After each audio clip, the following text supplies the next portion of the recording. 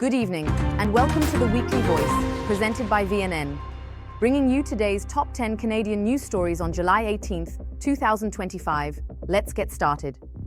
Breaking news on a rising digital scam. Fake QR codes are being used in cities like Montreal and Ottawa to trick people into sharing personal and financial information.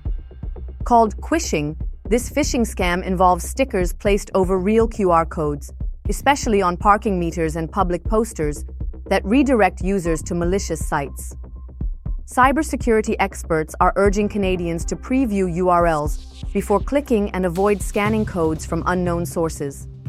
With the Canadian Anti-Fraud Centre already tracking new reports, officials say staying alert could save you from major data theft. Subway chaos in downtown Toronto during rush hour, as a track-level fire forced the TTC to shut down service between College and St. George stations. The fire occurred near Union Station around 5:05 p.m., halting all downtown service on Line 1. Although fire crews quickly got the situation under control and service resumed by 5:50, thousands of commuters were affected. While officials described the fire as minor, the brief shutdown once again highlights vulnerabilities in the city's transit system. A new report from Ontario Health shows the province is still falling short on cancer surgery wait times. Only 52% of the most urgent cancer surgeries, meant to occur within 14 days, were completed on time between January and March 2024. That's down from last year. Although screenings for other cancers have improved, the surgery backlog persists.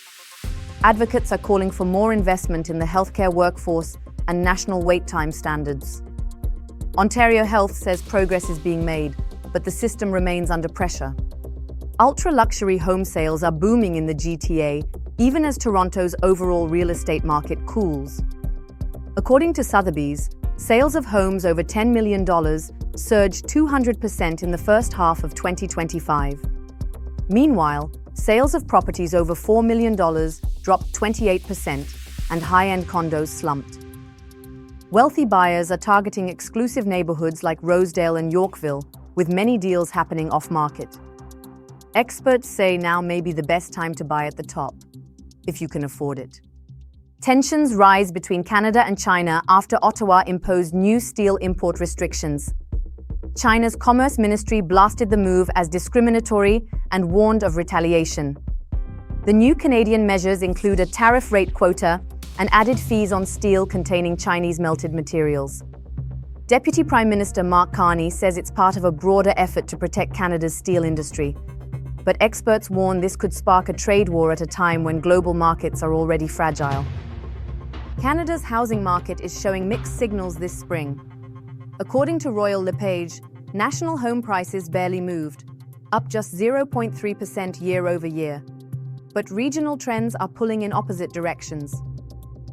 Toronto and Vancouver saw price drops, especially in condos. Meanwhile, Quebec City surged over 13% due to low supply. Other cities like Edmonton, Regina, and Halifax also posted modest gains. Royal LePage CEO Phil Soper says affordability is slowly improving, but long-term housing supply is key. Stay tuned as housing forecasts for 2025 have been downgraded from 5% to 3.5% growth. India's visa and passport partner in Canada, BLS International, is under scrutiny after customers complained of added fees and poor service, especially at its Brampton location. People applying for visas say they were charged for couriers even when picking up documents themselves. Former employees also allege upselling tactics. BLS insists it's committed to transparency and service excellence, while the Indian consulate says improvements are ongoing. But since BLS operates on behalf of India, Canadian agencies can't regulate it. Many still rely on BLS, but calls are growing for greater accountability. The City of Toronto has launched free, pre-approved blueprints for laneway and garden suites to help ease the housing crisis. Mayor Olivia Chow says the move will cut design costs and fast-track approvals. But housing advocates argue the plan doesn't go far enough. Only 280 such units have been built since legalization, and critics say bolder reforms, like upzoning for multiplexes, are needed. With Toronto's homeless population now over 15,000, pressure is mounting on city officials to act faster and more decisively. Conservative leader Pierre Poilievre is fighting for his political survival after losing both the 2025 election and his Ottawa seat. He's now running in Alberta's Battle River Crowfoot by-election, one of the safest Tory ridings, to prove he still has party support. But insiders say if his win margin drops below 75%, it could trigger a leadership crisis ahead of a mandatory party review in January. Polls show him trailing PM Mark Carney by 17 points. With murmurs of discontent in the Conservative base, Poilievre must shift strategy fast to hold on to power. Starting July 28th, Immigration Canada will send invitations to over 17,000 Canadians to sponsor parents and grandparents for permanent residency. These applicants are from the 2020 intake pool. No new applications are being accepted. The goal is to approve 10,000 completed applications in this round. For others, the super visa remains an option, allowing stays of up to 5 years. Despite overall immigration caps, family reunification remains a top federal priority, accounting for over 20% of all permanent resident admissions. That's all for today's top stories. Thank you for joining us on The Weekly Voice, presented by VNN. Stay informed, stay engaged, and we'll see you next time.